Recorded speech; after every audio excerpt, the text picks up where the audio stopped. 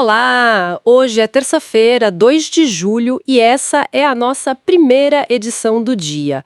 Hoje a gente vai examinar de perto o material que recebemos sobre a explosão de casos de dengue em São Paulo. As fontes, elas trazem alegações bem sérias sobre falhas na gestão do governo estadual de Tarcísio, sabe? E esta nossa edição vai se aprofundar justamente nisso, nesse cenário que as fontes descrevem como alarmante da epidemia. E olha, o ponto de partida já é intrigante, né? Algo que as fontes destacam bastante.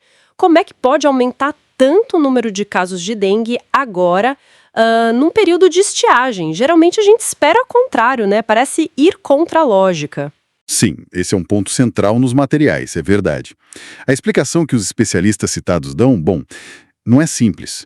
Mesmo sem tanta chuva que a gente sempre associa, né, com a formação de criadouros, a proliferação do Aedes aegypti, que é um mosquito transmissor, ela continua muito intensa. Continua alta, mesmo sem chuva. Exato. Isso sugere que tem outros fatores aí. Talvez a resistência dos ovos do mosquito, que podem durar meses no seco, sabe? Ou então os criadores que a gente mesmo cria, né? Dentro de casa, no quintal. Ah, tipo vaso de planta, caixa d'água sem tampa. Isso, lixo acumulado, coisas que não dependem da chuva diretamente. Então o cenário que as fontes descrevem é de fato bem preocupante. E os números que aparecem nas fontes são muito graves. Mais de 124 mil casos confirmados só no estado de São Paulo, mas tem um dado que, olha, me chocou particularmente de um dos relatórios. São Paulo estaria concentrando, 70% de todas as mortes por dengue no país nesse período. 70%. É uma proporção, enorme. É enorme, sim. E essa concentração tão grande acende um alerta vermelho, né? As fontes que a gente consultou, elas ligam diretamente esses números com o que elas chamam de falhas na resposta do governo. Mencionam, por exemplo, uma lentidão para implementar ações de controle mais fortes, sabe? Questionam se houve um planejamento estratégico antes para um surto dessa escala. Falta de planejamento prévio, então. É o que as fontes apontam. E também falam de desarticulação entre secretarias, entre os órgãos públicos, tanto para combater o mosquito, quanto para organizar a rede de saúde para atender quem fica doente. Um dos artigos até cita dificuldades na coordenação entre o Estado e os municípios para fazer bloqueio, nebulização, essas coisas. Entendo. E isso, claro, bate direto na vida das pessoas. As informações mostram que tem bairros inteiros, especialmente aqueles mais vulneráveis, com menos infraestrutura.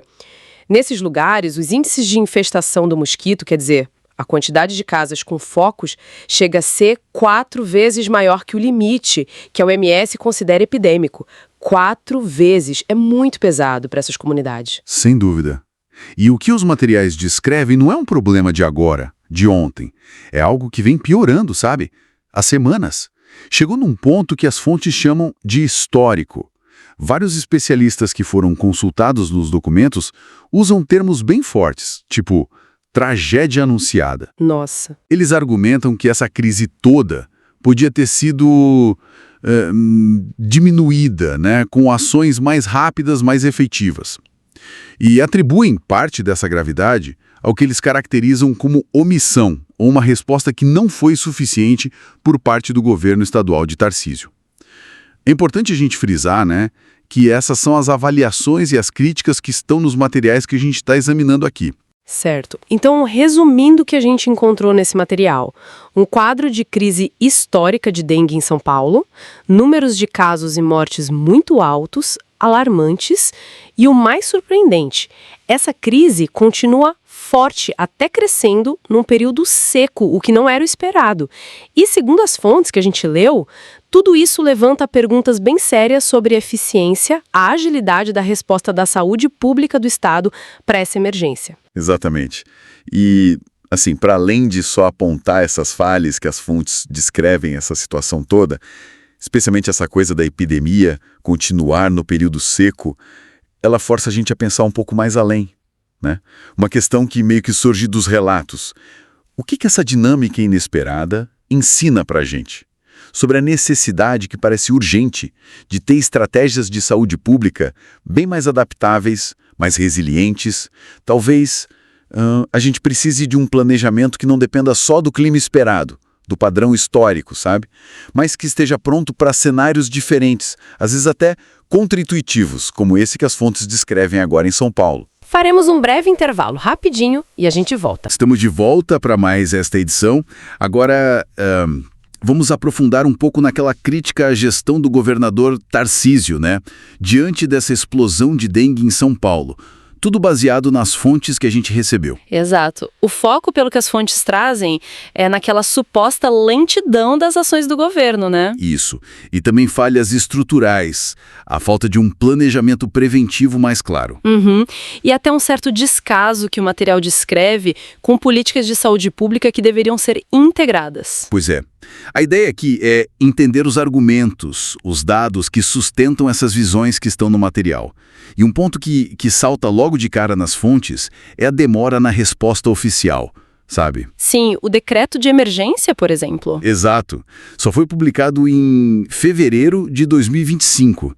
E nesse momento, os dados que temos indicam que o estado já tinha, 124 mil casos confirmados. É muita coisa. E um dado que choca bastante. São Paulo concentrando 70% das mortes por dengue do país naquela altura. 70%? E as medidas como o aumento de leitos, repasses financeiros, foram anunciadas, mas, segundo o material, a implementação foi bem lenta. E essa perspectiva das fontes, ela sugere que essa lentidão talvez não seja só uma questão de burocracia, de trâmites normais.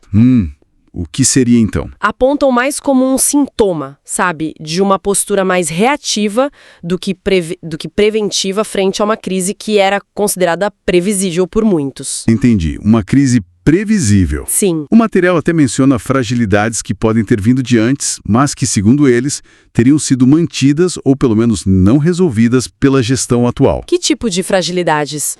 Falam, por exemplo, do enfraquecimento de estruturas de vigilância epidemiológica, sabe? E também da falta de ações comunitárias mais efetivas no combate ao mosquito. Certo. E outro ponto que os documentos destacam bastante é a vacinação, né?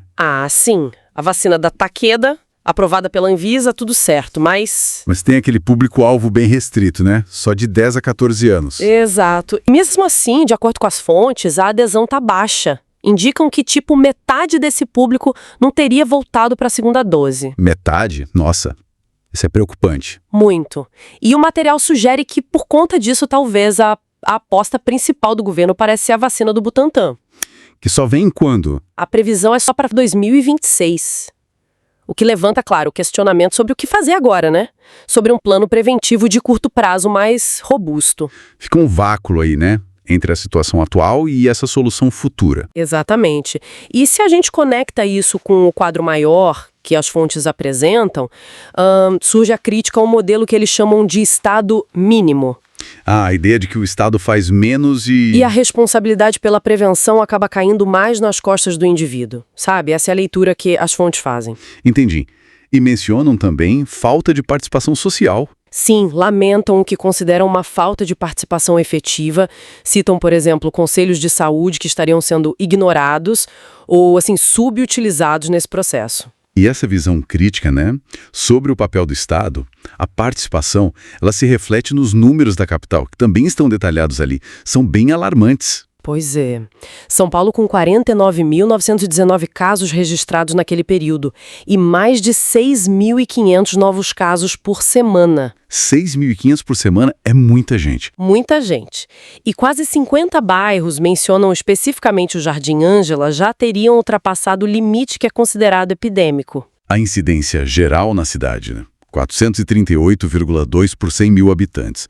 Bem acima do nível epidêmico da OMS. Sim, e as fontes são bem enfáticas nisso. Essa concentração de 70% das mortes do Brasil em São Paulo, para elas, não seria uma fatalidade, não seria por acaso. É uma afirmação forte. É uma conclusão forte que emerge da leitura, sim.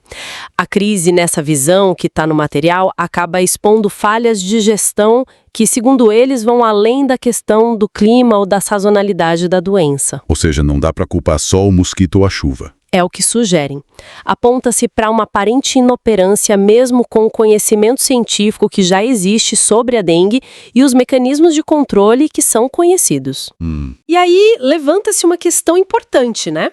Sobre a responsabilidade da administração pública frente a uma epidemia que era tida como previsível e, em grande medida, evitável.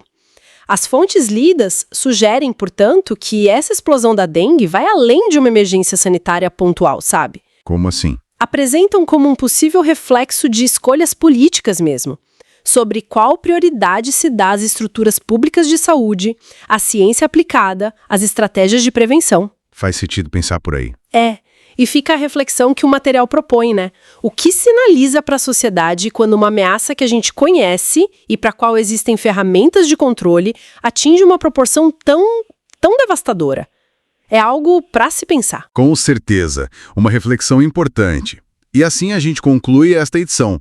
Olha, os links para as fontes que serviram de base para esta exploração e também um acesso a outros artigos estão todos na descrição, tá?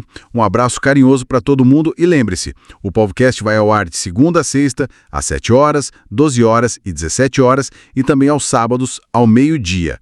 Até a próxima!